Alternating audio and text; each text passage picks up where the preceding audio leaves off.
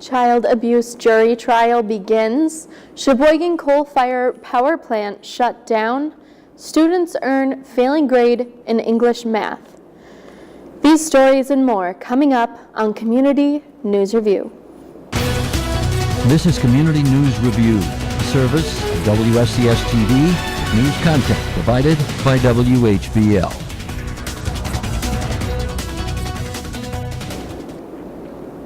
Hello, I'm Maddie Pfister, and welcome to Community News Review for Wednesday, October 3rd, 2018. A jury trial is expected to begin Wednesday morning for a Sheboygan man accused of punching a 16-year-old in the face at a home on South 13th Street in November of 2016.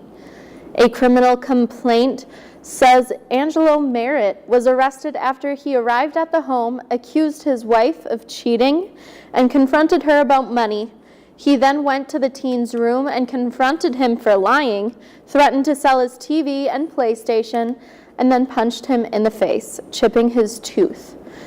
A doctor determined that the teen's nose was also broken from the punch, and Merritt is facing up to 6 years in prison if he is found guilty.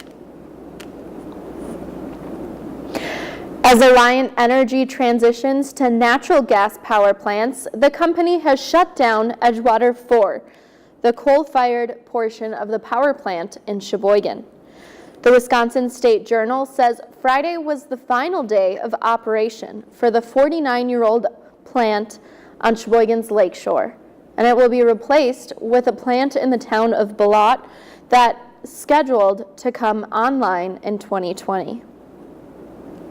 Last year, the Sheboygan power plant burned almost 950,000 tons of Wyoming coal, which generated enough power for about 200,000 homes. There is a newer 400 megawatt generator at the Edgewood that continues to run. This is the third coal plant that Alliant has closed since 2015. The fall rut is here, and that means more deer will be trying to cross Wisconsin roads. State Patrol Safety Program Chief Randy Rominski says that you always should keep alert, especially when driving down a two-lane highway. Deer can be active at any time of the day, but especially around dusk or dawn. And if there's more than one, then there are probably more. Romanski says that the usual rules of safety apply: slow down, avoid distractions, and don't swerve to avoid a deer.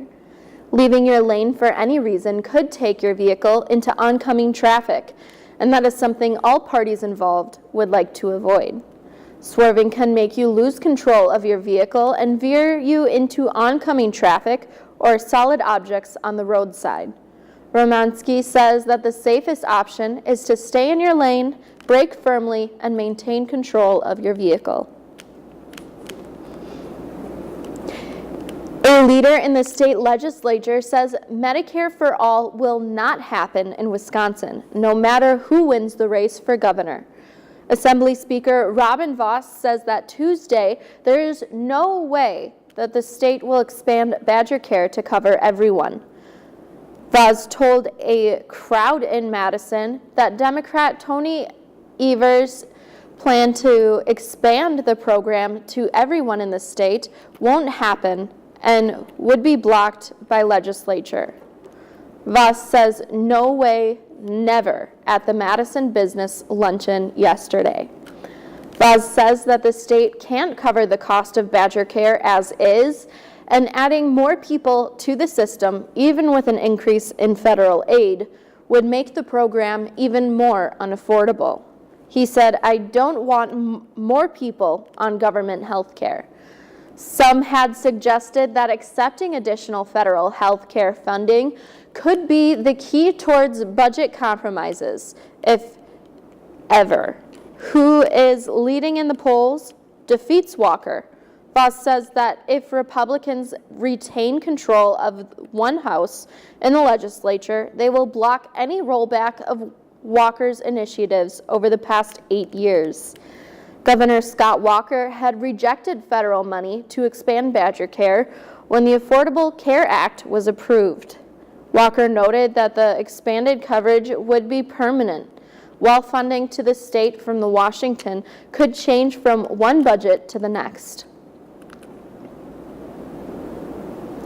Public school tests show that less than half of Wisconsin students in grades 3 through 8 are proficient or better in English and math. The results released Monday show that the benchmarks haven't been met in the previous 2 years either. 40% of students were proficient or advanced in math and English. That is about 1% from a year earlier. Wisconsin continued to have one of the largest achievement gaps between white and black students in the nation. Nearly 50% of white grade school students scored proficient or better in English, compared to just 12.7% of black students. More than 455,000 students across the state took the Forward exam between mid-March and early May. And finally, they will be playing the Colorado Rockies in the best-of-5 matchup, with Game 1 set for Thursday afternoon at Miller Park. Colorado advanced by beating the Chicago Cubs 2-1 in 13 innings in the NL wildcard game on Tuesday. Pre-game coverage of Thursday's game on WHBL begins at 3:30 p.m. Pre-game of Game 2 on Friday will begin at 2:40 p.m. Game 3 on Sunday from Colorado will be heard on sister station 106.5 The Buzz, with pregame starting at 3 p.m. Games 4 and 5, if necessary, will be played Monday and Wednesday, respectively, with the start times to be announced. And that is all we have for today. Join me again next week for another recap of our local news. From all of us at Community News Review, have a great day. News content for this program provided by WHBL in cooperation with WSCS TV.